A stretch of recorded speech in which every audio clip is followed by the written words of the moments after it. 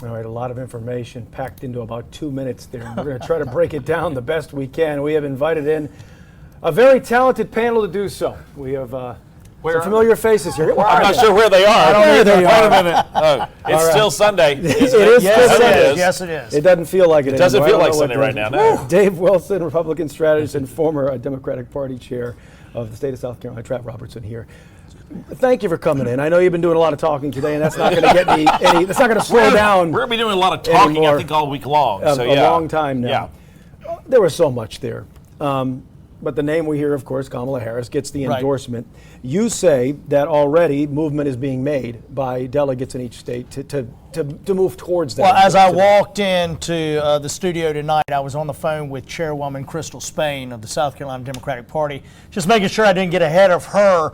But tonight, the delegation that will represent our Democratic Party in South Carolina to the Democratic National Convention in a couple of weeks voted overwhelmingly to offer all of our delegates and our support to the Vice President and her bid to become the next President of the United States. This is part of a process that we want folks at home to be able to understand. You went to the polls back in February. You had a chance to vote. The voter turnout in the Democratic primary was paltry at best, maybe 175,000. That was about it, yep. And that was a statement, I think, at the time that turned around and said, Brian, that President Biden had the support of voters. They didn't really feel they needed to turn out. He was going to win anyway. He got 96%. It was a big turnout for Joe Biden, just as it had been a big turnout for Joe Biden in 2020 when it was a game changer. And I know we're going to talk about that a little bit later, but I think the big thing that we're looking at right now is when voters go to the polls, that's the first step in a process to say this is who our preference is, but it then goes to an entire separate process within the party structure. And so that's what you're seeing exercised right now with the Democrats. And I think it's important to talk about the fact that this is not just a Democratic Party, but also a Republican Party process. And at the end of the day, these processes have been in place for many, many years. It's evolved and changed based on television coverage. And it is important to remember that while Joe Biden had the majority of delegates, he was still the presumptive nominee because his name had not been placed into nomination at a national convention, and thereby he had not accepted the nomination. And so it changes the dynamic a little bit. You mentioned 2020, Dave, a few minutes ago. I want to show a statement from Congressman Jim Clyburn. He was so instrumental in helping President Biden springboard to the White House back then in 2020. In a statement to Watch Fox News tonight, Clyburn saying, in part, it was a long statement, but this boils it down, saying, I've had the honor and privilege of calling President Joe Biden a friend for many years. When I endorsed then candidate Biden in 2020, I noted how I could think of no one with integrity and no one more committed to the fundamental principles that formed the foundation of our great country than him. South Carolina picks presidents. That's the phrase. It is. The Democratic nominee is certainly, out now, but the power of the vote here in South Carolina cannot be questioned.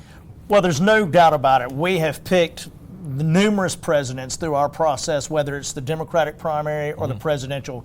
But I just want to hit on something Congressman Clyburn said. You know, there's a saying that power is never given up. It's got to be taken away.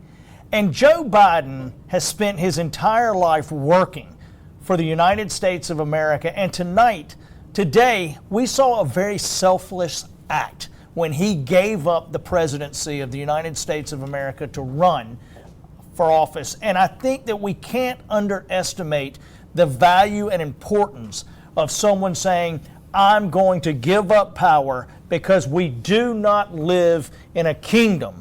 We live in a democracy, and this is a man who truly believes in democracy, and he demonstrated that today, and it only speaks to his integrity and his love of this country and our form of government. I think you also have to take a look at how important South Carolina is, because 10 out of the last 11, or even 11 out of the last 12 now, Republican and Democratic primaries that have taken place, South Carolina has been the state to pick the nominee. Iowa doesn't get it right most of the time. New Hampshire doesn't get it right most of the time. But in South Carolina, we do. There are a lot of reasons for that. We're a smaller media market. It's easy to get just across the state in a series of hours. there are a lot of people already connected into a political process. So when you think about this at home and you think about all of the elections that we've been doing over the last several months, you begin to realize very quickly how important your voice is in this process. And when we think back to things like the primaries that we just had back in June, and you see a turnout of 13%. Think about it from this standpoint. That'd be like you living in your neighborhood and you voting and all of your neighbors around you not voting. Right. The voting process is so vitally important, and your voice in the process is key to the maintaining of the democracy, as we're going to be talking about. And our place, Republican and Democrat, in the nominating process. Right. Absolutely. We're going to go to break right now, but you guys stick around. We want to keep you for the duration of the show. Much more on this monumental move today by President Joe Biden. Well, President Biden's decision to drop out of the race today for president, opening the door for any number of people to now be nominated by the Democratic Party, but we're already, of course, hearing movement on them. One of them, the VP. President Biden endorsing Vice President Kamala Harris, who could get a crack at making history if she were to first earn the nomination, and then the White House to become the first female president. Our Kiana Jordan joining us live now outside the State House. Kiana, right now the world is watching to see how things move here in the next days and weeks ahead. What are you hearing? Well, that's right, Brian. And I talked with longtime Democratic strategist Antoine Seawright, who says the key to a successful Democratic campaign going forward is unity. People need to see togetherness, especially after a decision like this so late in the game. And he also says Biden's decision didn't hurt the Democrats, it emboldened them. A big question at the forefront of President Biden's decision to pull out of the race for president is whether South Carolina voters will support a black female presidential candidate. President Biden endorsed VP Kamala Harris to make a run at the Oval Office Sunday. Nikki Haley was only our governor, like 7 years ago, and she was able to win elections. So, I know our lieutenant governor is a female. We've had some very prominent Supreme Court justices in the state that have been female. So I think South Carolina voters are open to voting for a female president. That's why 14 million Americans starting in South Carolina voted for Joe Biden and Kamala Harris to be our respective nominees in our party. And so now that in this emergency exit ramp situation, the 2 minus 1, she becomes a 1. I do believe that millions of Americans will show up, including voices in South Carolina, diverse voices in South Carolina. With only 4 months until the November election, some voters in the state think Biden's decision to drop out of the race isn't a smart one. I just think at this point, especially with what happened with Trump last week and kind of the energy that creates for the Republican Party, this was a bit of a too late of a decision from their campaign. It's a matter of not if or who, but how, when, and how strong we are unified in terms of defeating Donald Trump, J.D. Vance, extremism, Trumpism, as well as Trump's Project 2025. Now, the party will decide who the Democratic nominee is when the Democratic National Convention begins on August 19th in Chicago. Live in Columbia, I'm Kiana Jordan. Watch Fox News, Local First. All right, first question is, where's your chauffeur? Antoine's got a chauffeur. Antoine always tends to do these things somewhere in a car. That's I'm not quite unbelievable. sure He's how. on the move. Unbelievable, Like you guys. Antoine. You on your way back? Okay. But he made the statement Yes. there, Dave, and I'll lead off with you. Yeah. That he doesn't think this hurts the Democrats. What say you? I think right now you've got a very weakened Democratic Party. You've got a person who has been running for the better part of the last couple of years very heartily, trying to win that nomination, is on the cusp of it, and then he backs out. So there's, again, as Antoine said a moment ago, you've got number 2 who's now sliding into a number 1 slot. It's kind of like, is your backup quarterback going to be good enough to carry the ball and get the ball across the finish line and be able to score for the Democrats? It's going to be weakening. But at the same time, you're talking about the fact that you've got a female presidential candidate potentially on the top of the Democratic ticket again. That is a historic measure.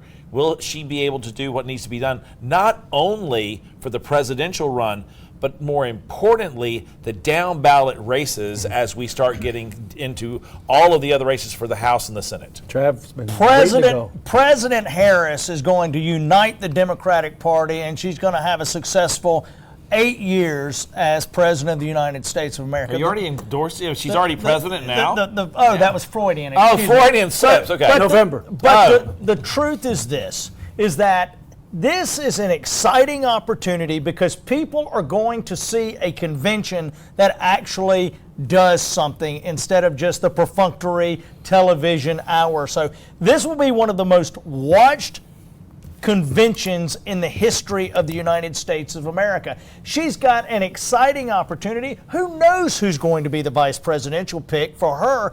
There's going to be a lot of excitement around President Harris's campaign. It has been 56 years It definitely has. since the 1968 In Democratic Chicago. National Also in Convention, Chicago. also in Chicago. History does repeat itself. So we're at a repeating point of history at the moment where you're going to have Kamala Harris most likely going to end up being the person who is going to be leading this ticket. There could be other folks, but most likely with the endorsements that are already coming in, the moves that are being made by states, most likely it's going to be Kamala Harris. And in that particular case, the debate that starts happening on the floor, the things that go on in Chicago are going to really give them an opportunity to be able to showcase whether or not the Democrats can pull this off in 2024. There's no whether we can, and now we can start focusing on the health of See all Donald this Trump. positivity from. All it is right there. Let's We're gonna start catch a focusing break on right Donald now. Trump's I'll health. let you lead off next break. After we come back from the break, we got to catch a break real quick. We'll be right back.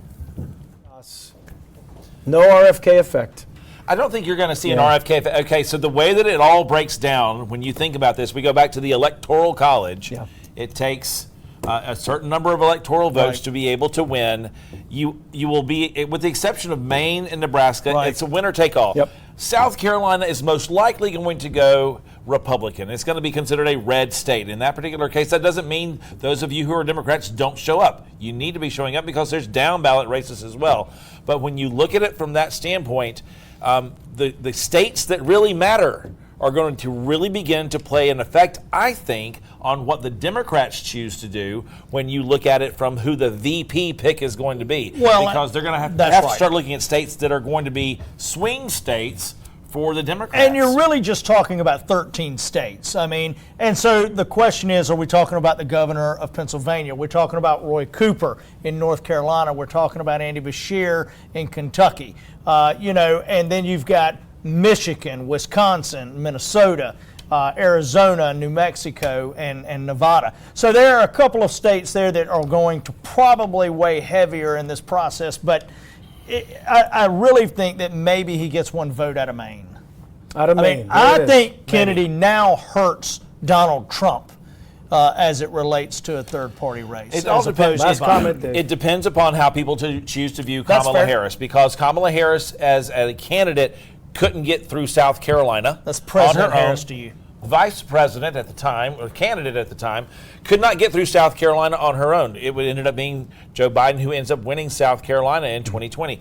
There's the real question that exists right now, whether or not a presidential candidate, Kamala Harris, can pick up the votes that she's going to need and build what needs to be done for the Electoral College. The gravitas around winning a nomination or being a nominee is a heck of a lot different than that of a vice president or a potential candidate. Man, we're going to be talking to you a lot in the next week. We got to wrap it up now because I got to go to break because we got a few minutes left in the show. But gentlemen, thank you for coming in on short notice. I know we're going to talk quite a bit in the next months to come. Yeah. As always, Dave Wilson, Trav Robertson, good commentary there. We'll be right back.